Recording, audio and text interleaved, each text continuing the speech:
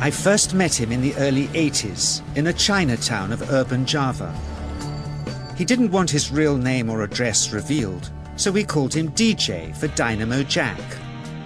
He was only a healer, he said, but he did direct a powerful energy generated from his own body into his patients.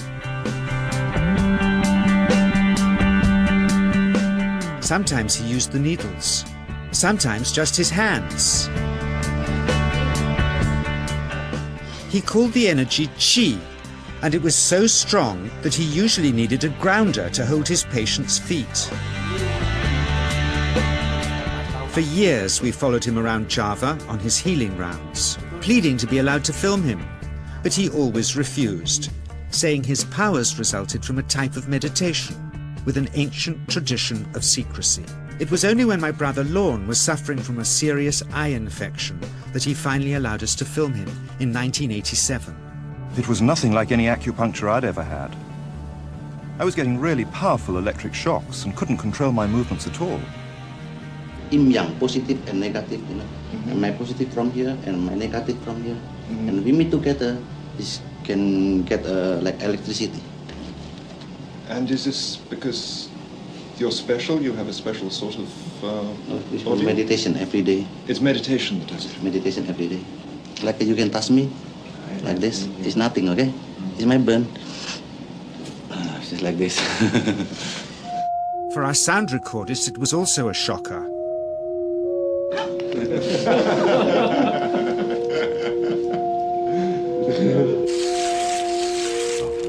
He then took our newspaper outside and showed us how Qi can also be used to set things on fire.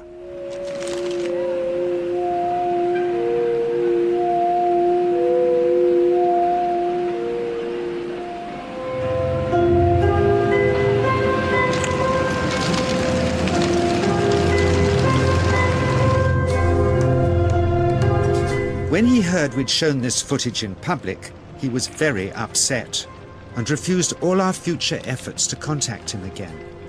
As the years passed, we sadly resigned ourselves to never seeing him again. My brother Lorne never did, for by 1997 he was already dead when I again found myself with DJ, now treating me for an eye problem. But it wasn't this that brought me back. He had tracked me down out of the blue and invited me to tell me a story. He had just returned from 2 years on a deep meditational journey, alone in the heart of Borneo. Amongst his revelations, he had seen, he said, how history was moving on into great change, and the old wisdom was vanishing. So he'd called me back to film just enough of him to remind us that we all have undreamed of powers sleeping within us, and that there's nothing special about him except for his training in waking them. Grounding this patient, my cameraman Joe is having to use all his weight to keep contact. Qi is pushing him away. He seems able to control the amplitude of this Qi, like a dimmer switch, and it causes uncontrollable responses in the patients and their grounders. I can barely keep my hand on you. It wants to fly off. The electricity is so strong. This mother unwittingly grounds her child. He won't sit still, so she's asked to hold him and grin and bear it. Sometimes signs of this passing energy can be seen in the transmitter too. This Qi stuff is only the surface, he says, of the real adventure beneath, in the meditational technique.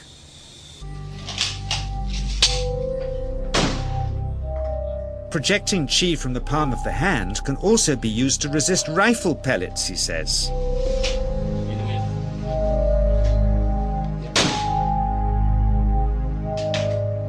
First, you learn to distinguish between yin and yang Qi in your body. Then how to pool it in your navel chakra. Then how to project it, he says. And it's the proportionate mixture between yin and yang which accounts for different effects, like pulling or pushing objects or igniting them. Then he gets really strange. He says that mastering yin qi is the key to the spirit world. There's a long tradition of Indonesian krisis being possessed by spirits. So people bring him their krisis to see if they're duds. Here, he says, he doesn't manipulate matter by projecting mixtures of yin and yang qi. He merely creates a field of yin energy in which, he says, if there's a spirit, it can manifest itself.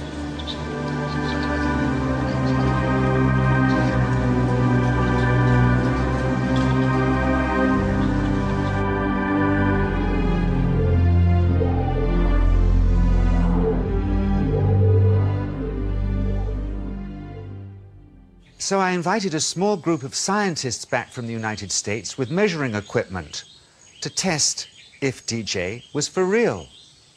And if so, where might this energy belong on the electromagnetic spectrum? Catherine Cook, CEO of the Mind Science Foundation in Texas. Dr. Roger Nilsson, a Swedish medic and international racing sailor. Dr. Greg Simpson, a physicist from New York's Albert Einstein University, and Andreas Polak, one of DJ's Australian students. The visitors are confident they'll uncover him as a fraud in no time. Greg is the first guinea pig, and he's uncomfortable about showing that he can feel anything at all. Dr. Roger doesn't know what to expect.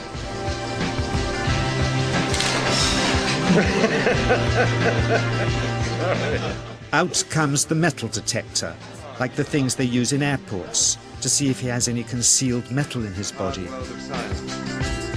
Then the voltmeter, to try and measure the qi. But how to get it to work? Where's the ground? What settings? DJ suggests that as his negative is his perineum, and his positive is his navel chakra, perhaps that's where the electrode should be attached. He doesn't stand on his dignity. He's eager to help, but still no readings. They're getting shocks off his arm, and now they're on the right settings, but the needle still isn't moving. DJ says it isn't electricity, it's qi. It's 1, 2, up, I feel it in my whole body. I feel it, 3, 0.3, I feel it in my legs, shit. But suspecting there's some tricky setup on his premises they can't find, they insist we all go to a randomly chosen hotel room several miles away to see if he can light a light bulb with his fingers. It doesn't ground on the wall. So Greg holds and grounds one wire, while DJ pumps qi through the other. The bulbs are LEDs, light-emitting diodes, which ignite in different colors according to the intensity of current. Yes. On, off, on. Brilliant. Oh, you're blinking. Things were going well. DJ was enjoying it too, until he invited us all out to lunch at his local, where he tried to push a chopstick through the table. He couldn't get it through the Formica surface, so he came up through an inch of wood from underneath.